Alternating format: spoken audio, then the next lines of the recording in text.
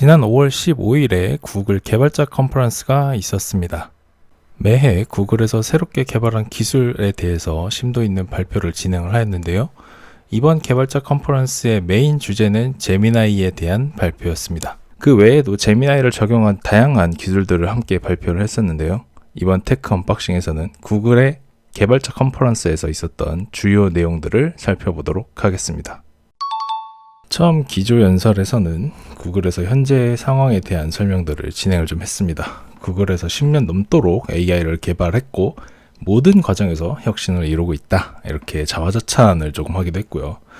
현 시대를 제미나이 시대라고 명명하기도 했습니다. 그래서 현재의 제미나이 시대에서 멀티모달로 AI를 개발할 계획을 처음부터 가지고 있었음을 시사하였고요. 시작에 불과했던 이 제미나이는 현재 1.5%를 통해서 100만 개의 토큰을 지속적으로 실행할 수 있으며 어떤 대규모 모델보다도 크다고 발표를 진행했습니다. 추가적으로 제미나이 어드밴스드에 대한 설명을 했는데요. 현재 제미나이 어드밴스드 같은 경우는 최고 성능의 모델을 사용할 수 있으며 가장 놀라운 변화는 구글의 검색이고 이미 생성형 AI가 수십억 개의 질문에 답변을 달았다라고도 했습니다. 이번 개발자 컨퍼런스에서 키노트에서는 자신있게 AI 기능을 접목시킨 기술들을 발표할 것이다 라고 했고요. 그 내용들을 다시 살펴보도록 하겠습니다. 두 번째 주된 내용은 구글 딥마인드의 발표였습니다. 구글 딥마인드에서는 알파폴드 3에 대한 발표를 진행을 했었는데요. 이 알파폴드라고 하는 것은 단백질, DNA, RNA 구조를 분석하고 상호작용을 예측할 수 있는 기술을 가지고 있습니다. 이 알파폴드 3 같은 경우는 구글의 텐서 프로세싱 유닛인 TPU를 이용해서 개발을 하였는데, 이 TPU를 이용해서 제미나이의 네이티브 멀티모달을 이용하였고 이를 통해서 제미나이 1.5 플래시를 개발하였다고 합니다. 기존 제미나이 1.5보다 비용을 좀 줄이고 효율성이 중요한 작업에 최적화된 모델을 개발을 하였다라는 거고요. 이 제미나이 1.5 플래시 모델 같은 경우에는 구글 AI 스튜디오와 버텍스 AI에서 최대 100만 개의 토큰으로 사용할 수 있다라고 발표하였습니다. 이와 같은 개발 내용들을 프로젝트 아스트라라는 이름으로 기술을 개선하고 새로운 모델을 생성하는 것, 그리고 확장성을 개척하는 것으로 집중적으로 진행하고 있다라고 했습니다. 이 프로젝트를 통해서 생성형 미디어 도구 중에 이미지를 생성하는 이매진3는 다른 이미지 생성 AI보다 높은 퀄리티의 산출물을 생성할 수 있음을 보여주었고, 이 외에도 뮤직 AI 샌드박스를 통해 다양한 음악 생성 작업이 가능한 것을 보여주었습니다. 추가적으로 영상 생성 모델인 VO를 발표하였고 이 모델들 모두 AI 샌드박스에서 사용해 볼 수 있다라고 발표하였습니다. 다음은 구글의 핵심인 검색 엔진에 대한 부분입니다. 앞서 말씀드렸던 TPU를 활용한 내용들이 조금 있었는데, 이번에 구글이 안스로픽터 TPU를 활용해서 AI를 개발했다 하면서 설명을 한 내용이 있습니다. 이 TPU가 이번에 6세대 엔진이 발표가 되었고 이름이 트릴리움이라는 이름으로 나왔는데, 이 TPU 같은 경우는 기존의 TPU 장비 혹은 다른 일반 GPU 장비보다 10배 이상 빠르지만, 물론 이건 조금 제한된 조건 하에 측정된 사항인 것 같습니다. 자, 이 TPU 같은 경우에는 구글 클라우드 플랫폼을 이용해서 사용할 수 있고요. 이 TPU는 벡터나 행렬 연산의 병렬 처리에 대해서 좀 더 특화되어 있습니다. 그리고 이 TPU 같은 경우는 모델의 실행뿐만 아니라 학습 과정에서도 8비트 정수 연산을 활용하는 것으로 알려져 있고요.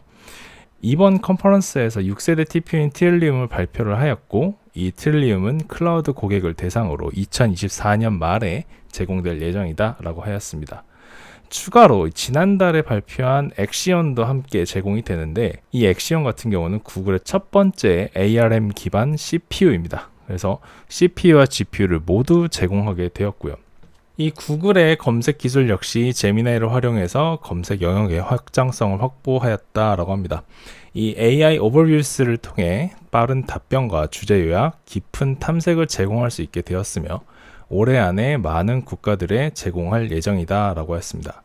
이 AI 오버뷰스 같은 경우는 다중단계 추론을 통해 구글 검색을 처리하게 되고요.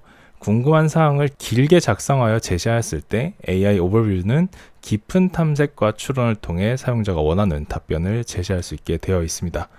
문제 해결 순서를 조합하고 실시간 정보와 가장 높은 퀄리티의 정보를 조합하는 방식이고, 앞으로의 검색 방식은 텍스트만 지원하는 것이 아니라 영상으로도 가능하게 될 것이다 라고 발표하였습니다.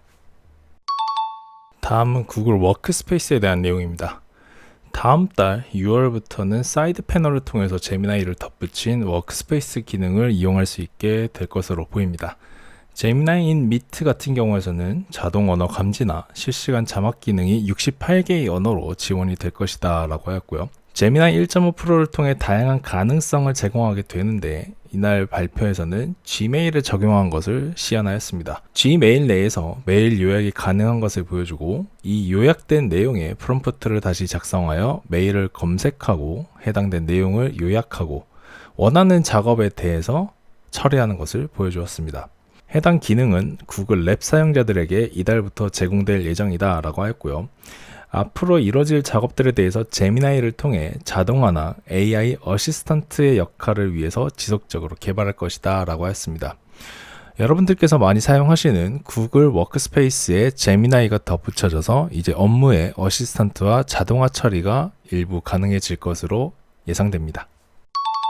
올해 여름부터는 제미나이와 음성 대화를 나눌 수 있을 것으로 예상됩니다. 사용자의 필요에 맞게 제미나이를 맞춤 설정할 수 있는 새 기능도 함께 제공이 되고요. 이 새로운 기능 같은 경우에는 원하는 형식에 맞춰 인스트럭션을 설정해 두고 필요할 때 기능을 불러와서 사용할 수 있게 됩니다. 이것을 구글에서는 이제 잼이라고 부르게 되는데, 이 잼이라고 하는 것은 다양한 분야에 맞춰서 인스트럭션을 설정하고 사용할 수 있을 것으로 예상한다 라고 했습니다. 사실 이 기능 같은 경우는 이미 오픈 AI에서 플레이그라운드에서 이 인스트럭션 설정하고 나만의 챗봇을 만드는 것과 좀 유사한 기능인데, 잼은 기존에 제공되고 있었던 제미나이의 어플리케이션을 통해서 인스트럭션을 설정해 두고 그때마다 불러서 바로 사용할 수 있게 되었습니다. 오픈 AI와 상당히 좀 유사한 기능들을 좀 제공하고 있는 것 같습니다. 기존의 오픈 AI의 플레이그라운드 같은 경우는 웹에서 이 나만의 커스텀 챗봇을 만드는 형태가 있었다면, 이 구글의 잼 같은 경우는 모바일 어플리케이션에서 접근성을 좀 높인 기능을 보여줄 수 있는 것 같습니다. 기존의 제미나이 사용자는 전 세계의 모든 챗봇 중에 컨텍스트 윈도우가 가장 긴 제미나이 1.5 프로를 바로 사용할 수 있을 것이다 라고 하였고, 이 컨텍스트가 긴 만큼 복잡한 내용을 처리할 수 있는 AI의 시대가 열렸다 라고 자평하였습니다.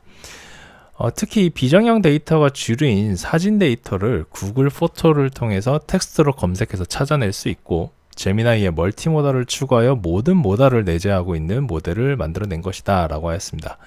이 긴 컨텍스트 같은 경우는 수백 페이지의 텍스트나 수시간의 음성, 그리고 긴 영상뿐 아니라 전체 코드 저장소까지도 처리할 수 있다 라고 하였고요. 이 제미나이 1.5 프로 같은 경우는 100만 컨텍스트 윈도우를 제공하고 35개의 언어를 지원한다고 합니다. 여기서 더 나아가서 컨텍스트 윈도우를 200만 토큰까지 확장할 것이다. 그리고 이 개발자들은 비공개 프리뷰를 통해서 사용할 수 있다라고 하였습니다. 그리고 구글의 가장 궁극적인 목표는 바로 무제한 컨텍스트 처리가 가장 궁극적인 목표라고 하고요. 이 제미나이 같은 경우는 계속해서 개량한 모델과 지속적으로 확장하는 모델이 발표될 것으로 예상됩니다. 다음은 안드로이드에 대한 소식도 같이 발표를 하였습니다. 안드로이드는 비교적 간단하게 좀 설명을 드릴 수 있을 것 같은데, 일단 이 안드로이드 발표에서는 모든 안드로이드 사용자는 AI 기반의 기능들을 활용할 수 있게 되었다고 합니다. 삼성 언팩에서 미리 발표했었던 서킷 서치 기능 같은 경우는 연말까지는 좀 더 추가된 기능들이 제공될 예정입니다. 추가되는 기능에서는 기호로 된 수식이나 다이어그램, 그래프 등의 복잡한 문제를 해결할 수 있을 것이다 라고 하였고요. 모든 안드로이드 사용자는 사용이 가능하지만 iOS 사용자 같은 경우는 애플의 발표를 좀 기다릴 수밖에 없을 것 같습니다.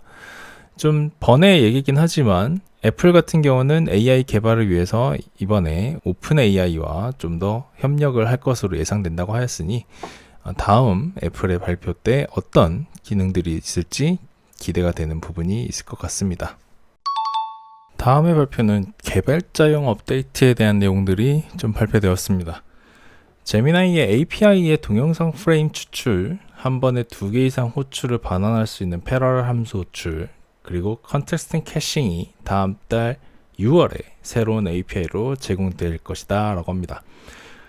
모든 파일을 모델로 한 번에 보낼 수 있고 계속해서 다시 전송할 필요가 없으며 긴 컨텍스트를 유용하고 저렴하게 만들 수 있다라고 발표했습니다.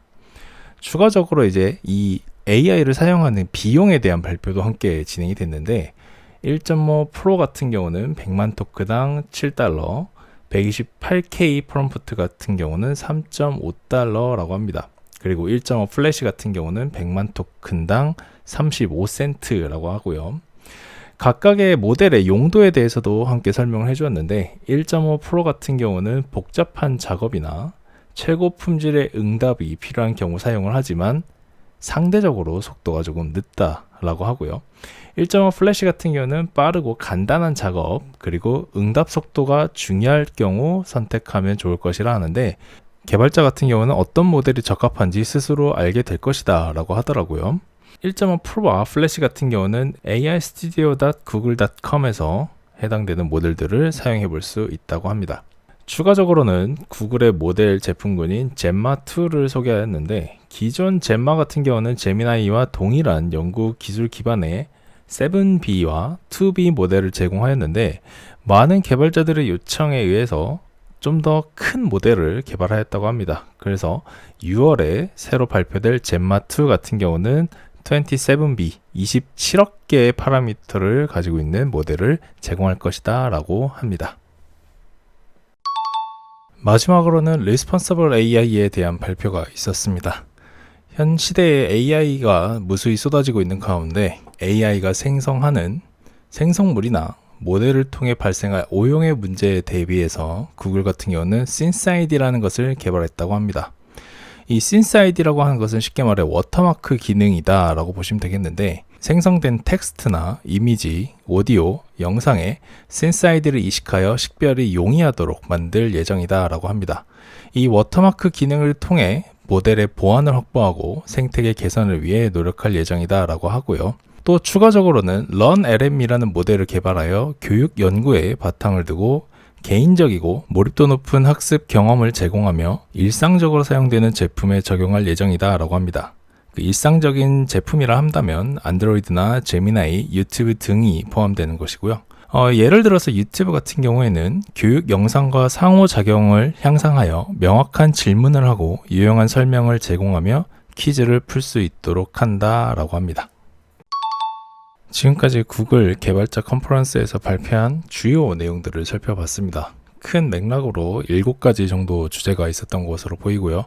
가장 핵심적인 내용은 구글에서 이번에 개발한 제미나이라고 하는 생성형 AI에 대한 부분이 가장 핵심이었던 것 같습니다. 그래서 제미나이를 이용한 다양한 베리에이션들을 보여주었고요. 그와 더불어서 하드웨어적인 부분으로도 개선된 다양한 모델들을 보여주었습니다. TPU라든지 CPU와 같은 형태를 보여주었고요. 다만 안타까운 것은 구글 개발자 컨퍼런스 이전에 오픈AI가 또 기습적으로 먼저 발표를 시행하면서 구글의 이 개발자 컨퍼런스가 약간 묻힌 느낌도 없잖아 있습니다.